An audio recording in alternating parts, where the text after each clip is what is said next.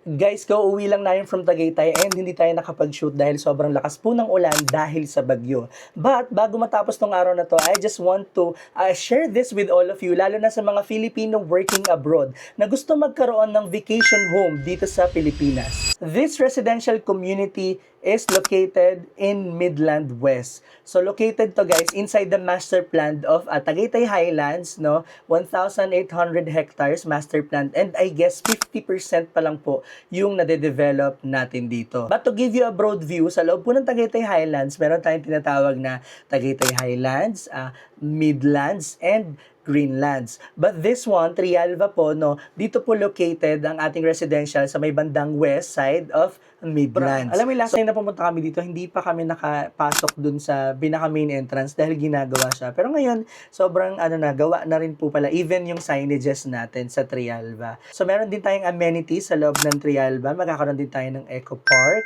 and Nurture Parks. So marami tayong mga open spaces dyan eh. So may mga open grounds din tayo. Tapos at the same time, sa clubhouse natin, we have a multi-purpose hall din po. And syempre, hindi mawawala yung adult and kiddie swimming pool natin. At the same time, magtatayo din po si Trialva ng viewing deck po sa clubhouse para naman meron tayong view of the Taal Lake or kung ano man yung gusto nating tignan since mataas naman yung elevation natin.